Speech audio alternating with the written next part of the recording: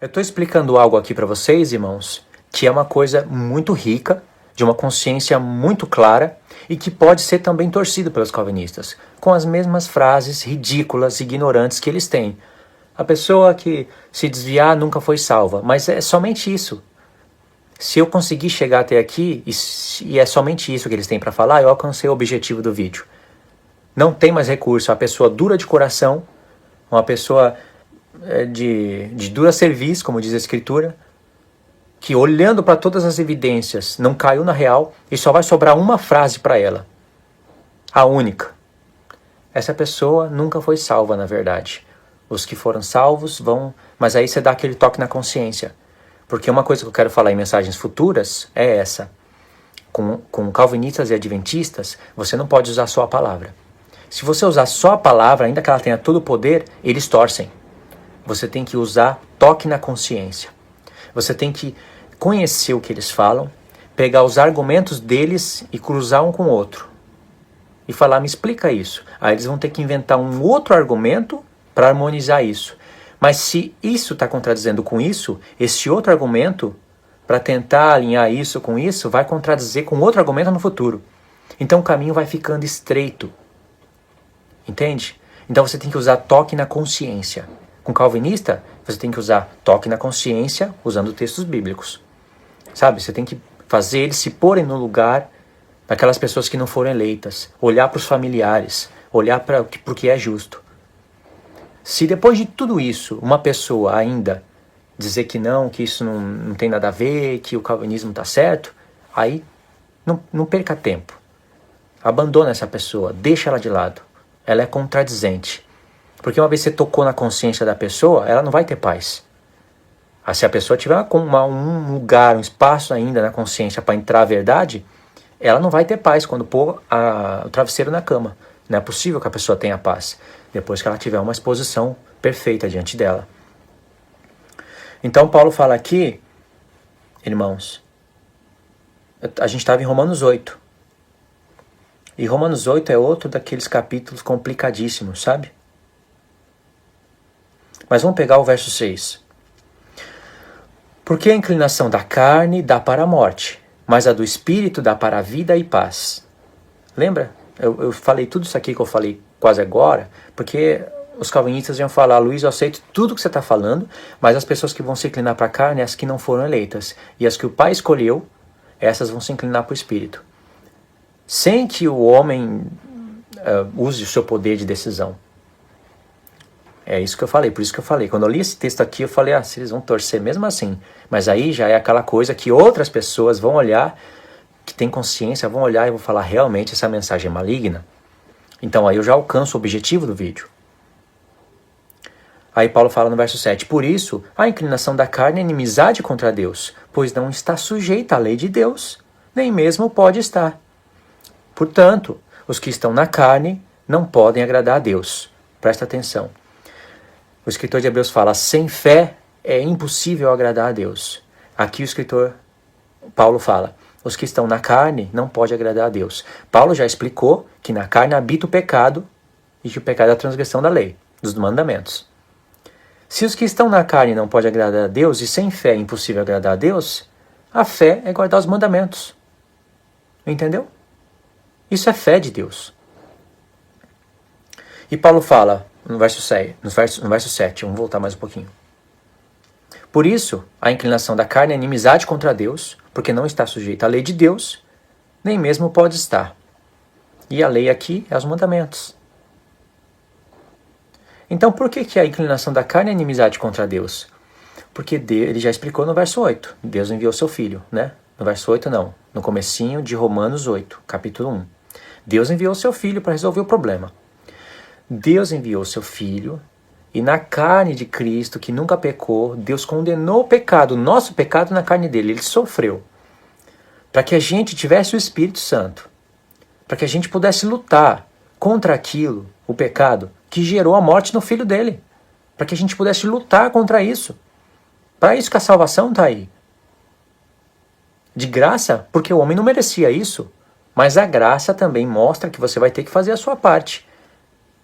Não é um chip implantado na sua cabeça, um chip calvinista. uma coisa relaxada, né? Que você costuma ver em alguns canais aí. Então, se Deus enviou o seu Filho para morrer e dá o Espírito Santo, o Espírito Santo vai te mostrar agora um conflito que você vai ter contra a carne. E você se inclina para a carne, que gerou a morte no Filho, e não para o Espírito Santo, que foi um presente do Filho, você está com inimizade contra o Pai. E você não pode agradar a Ele, porque você não está sujeito à lei de Deus. E nem a verdade, a carne pode estar sujeita à lei de Deus. Entende por que Paulo fala isso? Verso 9, vós, porém, não estáis na carne, mas no Espírito, se de fato o Espírito de Deus habita em vós. E se alguém não tem o Espírito de Cristo, esse tal não é dele. Se, porém, Cristo está em vós, o corpo, na verdade, está morto por causa do pecado, mas o Espírito é vida por causa da justiça. Se habita em vós o Espírito daquele que ressuscitou a Jesus dentre os mortos, este mesmo que ressuscitou a Jesus dentre os mortos, vivificará também o vosso corpo mortal por meio do Espírito que em vós habita. Entendeu? Eu vou parar por aqui, irmãos. E deu para entender, né? É fácil de interpretar? Não é. Mas não está tudo conectado? Não está tudo encaixado? Eu poderia ler Gálatas. Aliás, eu vou ler Gálatas. Eu vou ler esse pedacinho de Gálatas capítulo 2 só para dar um encaixe com essa minha mensagem. Não vou explicar tudo, tá? Esse verso 18 é só para pegar o 19. O verso 18 merece ser explicado, mas em um próximo vídeo. Gálatas 2, verso 18. Porque se torna edificar aquilo que construí, a mim mesmo e a mim... Gálatas 2, verso 18. Porque se torna edificar aquilo que destruí, a mim mesmo me constituo transgressor. Porque eu, mediante a própria lei, morri para a lei, a fim de viver para Deus. Estou crucificado com Cristo. Logo já não sou eu quem vive, mas Cristo vive em mim. E esse viver que agora tenho na carne, vivo pela fé no Filho de Deus, que me amou e a si mesmo se entregou por mim. Não anulo a graça de Deus, pois se a justiça é mediante a lei, segue-se que Cristo morreu em vão. Lembra que eu falei de Romanos 7? Que Paulo fala assim, vós, irmãos, estáis mortos para a lei. Do ponto de vista da lei, ela está vendo vocês como mortos. Mas, pelo corpo de Cristo, vocês alcançam a ressurreição, recebem o Espírito, e aí agora vocês vão ter uma luta da carne contra o Espírito. Se com a carne se inclinar para o pecado, é morte. Se com a mente se inclinar para o Espírito, é vida. Você tem dois caminhos postos diante de vocês. Vocês escolhem. Deus fala para você, escolha a vida. Isso está em Deuteronômio. Tem dois caminhos, o da morte e o da vida. Deus falou, eu chamo duas testemunhas, os céus e a terra. Eu não posso chamar calvinista porque eles vão testemunhar errado, mas duas testemunhas fiéis eu chamo, os céus e a terra. Tenho posto dois caminhos diante de vocês, a vida e a morte e a vida. E eu disse, escolham a vida, vocês têm escolha. E tem duas testemunhas que vão testemunhar que eu estou dando escolha para vocês. Escolham a vida. Se escolher a morte, carne, né? Inclinação para carne, morte. Se escolher a vida, vai escolher ser guiado pelo meu Espírito. Isso ocorre em Jeremias. Entendeu? Você quer fazer parte de testemunhar, quer fazer parte das pessoas compradas da terra para testemunhar junto com o céu, que Deus colocou dois caminhos para o homem e falou para o homem, escolha a vida? Então, tem que ser boas testemunhas de Deus. E aqui, Paulo está falando, porque eu, mediante a própria lei, morri para a lei. Ele não está falando, a lei morreu para mim. Do meu ponto de vista, a lei está morta. Não, eu morri para a lei, a fim de viver para Deus. É a mesma coisa que ele falou em Romanos, pelo corpo de Cristo. A única maneira de você viver para Deus é ter morrido pelo corpo de Cristo. E a prova de que ele está falando a mesma coisa, ele fala, já estou crucificado com Cristo. Então, Paulo morreu com Cristo, ele se viu naquele sacrifício. Logo, já não sou eu quem vive, mas Cristo vive em mim. Cristo ressuscitou Paulo, para que não Paulo mais na carne vivesse, mas Cristo vivesse na carne dele, para agora ele lutar contra a carne e obedecer a Deus. Aí, no verso 19, tem que ler toda hora, né? Porque eu, mediante a própria lei, morri para a lei. Paulo está falando, a própria lei, essas que eu estou falando para você, obras da lei, debaixo da lei, mediante o conhecimento de todas essas coisas, que eu entendi que eu estou morto. A própria lei. está mostrando para você, ó, vai chegar um tempo em que vai vir a nova aliança, vocês estão mortos em pecado. Então, a lei está falando para o homem, eu enxergo vocês como mortos.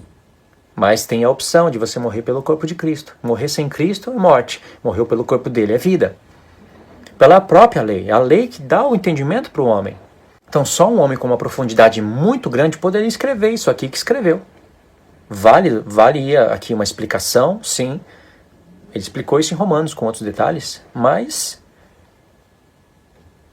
já estou crucificado com Cristo. A lei que mostrava isso. Aí ele fala que agora a vida que ele vive na carne, ele vai viver para o Filho de Deus.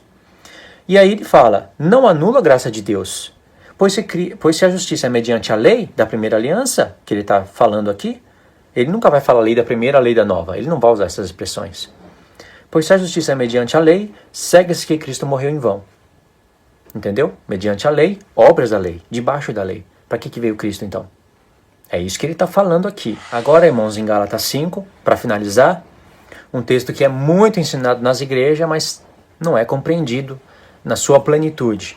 E por não ser compreendido na sua plenitude, vem várias linhas como a dos calvinistas. Tem igreja que não é calvinista, mas tem a mensagem calvinista dentro dela.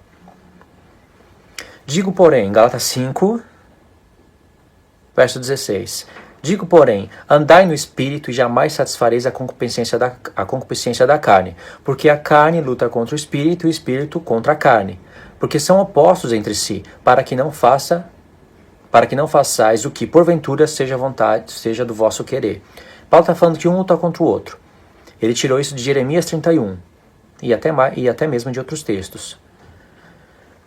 Mas se sois guiado pelo Espírito, não estáis debaixo da lei. Parece que estar debaixo da lei é uma coisa horrível, né? Mas Paulo está falando aqui olhando a dispensação da nova aliança. Porque as pessoas que estavam na dispensação da antiga aliança tinham que andar debaixo das obras da lei. Porém, tinha pessoas que, se aproveitando que tinha sacrifício pelos pecados, pecavam voluntariamente, confiando nos sacrifícios. Então Paulo aproveita essas coisas para também combater legalismos. Entende? E uma coisa que seria não só legalismos, mas uma coisa que seria totalmente errada é, em pleno ministério da nova aliança, falar que um gentil tinha que se circuncidar e guardar toda a lei para ser salvo depois da vinda de Cristo. Aí não faz sentido. O que Paulo não queria é que uma pessoa que foi chamada por Cristo, estando circuncidada, parasse com tudo. Ele escreve isso em vários pontos. Não para. Mas agora eu sei quem é Jesus Cristo. Eu sei que a expiação dos pecados é pelo sumo sacerdote terrestre. Sim, mas você foi chamado estando circuncidado. Você tem uma família, você tem uma nação. As pessoas que não compreenderam ainda vão olhar para você e vai te achar um apóstata. Isso se você não ser morto à pedra. Então, continua, aproveita para pregar a palavra. Agora, se você foi chamado estando incircuncidado, poxa, para que você vai se circuncidar? Paulo até fala aqui em Gálatas 5, antes, aqueles que se circuncidar estão obrigados a guardar toda a lei. Essa frase aqui pra gente não vale nada. Mas imagine naquela época. Peraí, se eu me circuncidar, eu tenho que guardar toda a lei? Mas eu não tenho que me circuncidar para guardar toda a lei? Por que isso está sendo como algo negativo da sua parte, apóstolo Paulo? Vamos continuar só mais um pedacinho no próximo vídeo. Não deu para concluir nesse.